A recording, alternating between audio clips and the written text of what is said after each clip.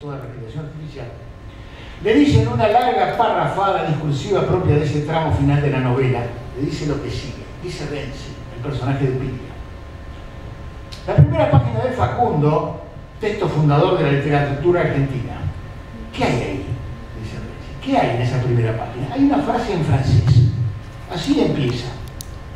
Como si dijéramos, la literatura argentina se inicia con una frase escrita en francés. On ne tue point les idées, o les idées, como se pronuncia. Aprendido por todos nosotros en la escuela ya traducida, agrego yo, más el vocativo bárbaros, bárbaros, las ideas no se matan. ¿Cómo empieza Sarmiento entonces el Facundo? Dice Renzi. Contando cómo, en el momento de iniciar su exilio, escribe en francés una consigna. Realmente, la explicación de que lo escribe en francés en una piedra y para conturbar a sus perseguidores, no lo dice Facundo, no lo dice Sarmiento en el Facundo, sino unos años después en Recuerdos de Provincia. Que la primera anécdota que cuenta es, cuando yo tenía pelo, no lo dice, cuando tenía 28 años, era un señor de barba, todavía con pelo, sobre el primer exilio, escribe en francés, on ne tue point les idées. Y se enorgullece del hecho de que los que lo persiguen tuvieron que hacer un simposio de traductores, ustedes podrían haber ido, para ver qué les había querido decir. Sigue Piglia. ¿Cómo empieza Sarmiento el Facundo? Contando cómo, en el momento de iniciar su exilio, escribe en francés una consigna. El gesto político no está en el contenido de la frase, o no está solamente ahí, está sobre todo en el hecho de escribirlo en francés. Los bárbaros llegan, miran esas letras extranjeras escritas por Sarmiento y no las entienden. Necesita alguien que venga y se las traduzca. Y entonces, dijo Renzi, está claro, dijo, que el corte entre civilización y barbarie pasa por ahí. Los bárbaros no saben leer el francés y Sarmiento se los hace notar. Por eso inicia el libro con esa anécdota. Está clarísimo. Pero resulta que esa frase escrita por Sarmiento, las ideas no se matan, aprendimos en la escuela, que ya es aparentemente de él, para nosotros es de él, pero no es de él. Sarmiento escribe entonces en francés una cita que atribuye a Fultol, si bien Grusac, el durísimo Grusac, se apresura con la amabilidad, eso es irónico, la amabilidad que le conocemos, a hacer notar que Sarmiento se equivoca. La frase no es de Fultol, es de Borney, o sea, dice Renzi, que la literatura argentina se inicia con una frase escrita en francés que es una cita falsa y equivocada. Sarmiento cita mal.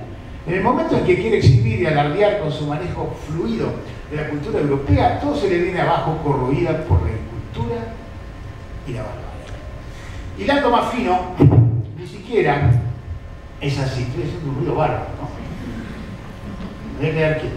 Hilando más fino, ni siquiera es así. Hay atribuciones más generales de aire y de clima de sentido, a Diderot incluso, de esta frase, que parece citado y recogido como cita.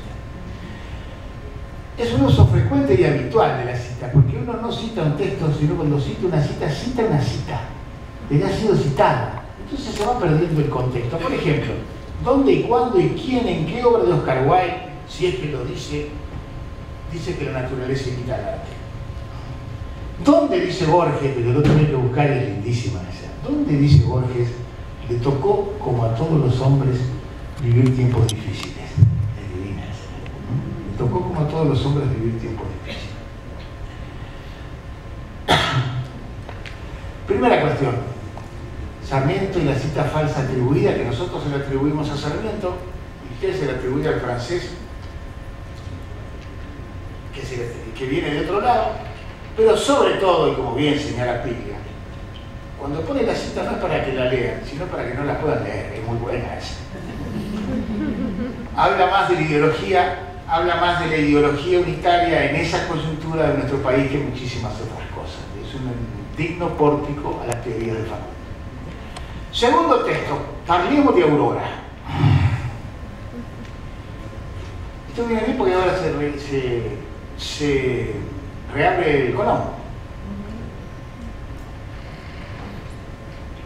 Durante generaciones, los argentinitos de turno mañana nos hemos congelado marciales y almidonados en el patio escolar de lunes a viernes del año lectivo, así se dice, año lectivo, cantando entre dormidos los extraños versos de Aurora. Ya es un lugar común burlarse de la hermética letra de la canción, los famosos azulunala, el ala españo y sobre todo el aureorostroimita. Son modelos recurrentes a la hora de graficar sus vericuetos semánticos. Pero no siempre se sabe por qué hemos terminado cantando una hermosísima canción, porque me encanta la melodía, que se entiende tan poco y que ni siquiera se llama así. La cuestión básica es que Aurora es una traducción, no un texto original castellano, y que la versión que nos ha llegado es una verdadera chantada.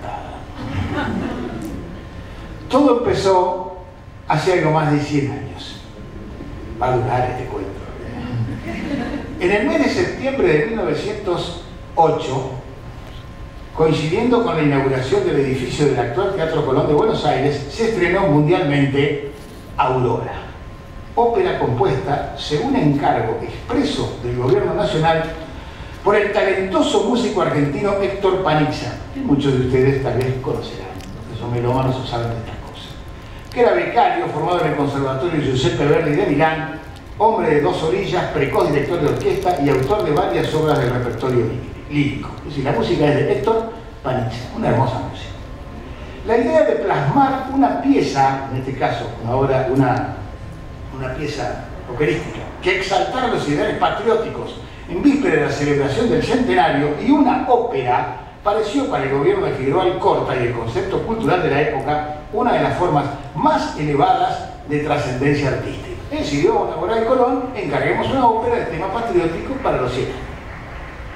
El libreto de la pieza, es el argumento, parece cosa de nuevos ricos, y qué otra cosa éramos sino unos nuevos ricos en esa época.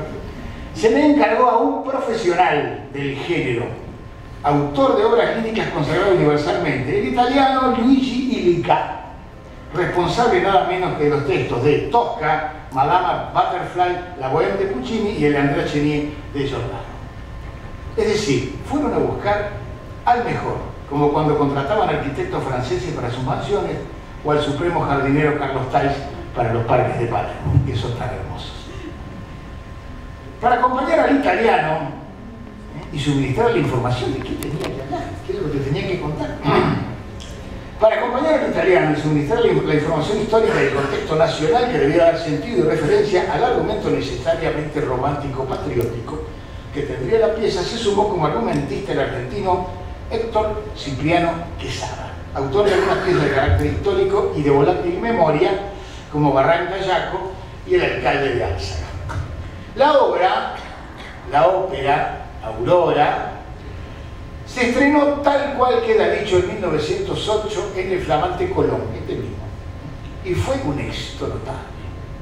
El título coincide, Aurora, con el nombre de la heroica y trágica protagonista, bien romántico al mango.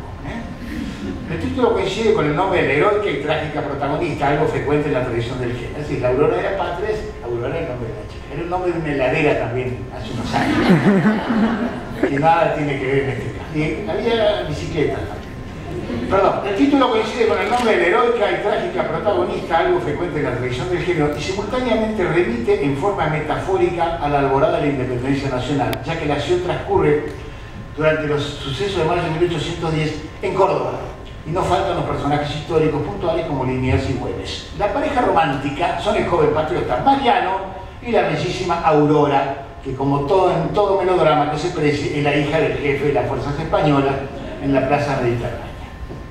Las tribulaciones de los amantes se recortan contra el telón de fondo patriótico de la lucha por la independencia. Se trata de una excelente muestra de la ópera italiana posverdiana en 3 actos con una línea musical absolutamente propia de esa tradición, sin atisbo alguno de aires criollos o americanos. Y lógicamente, cantada en italiano, ya que esa era la lengua en que había sido escrita y concebida. Y de esa nacionalidad eran los únicos intérpretes, además, no los autores, los intérpretes aptos para ponerla en escena. El género venía ya con el idioma incorporado.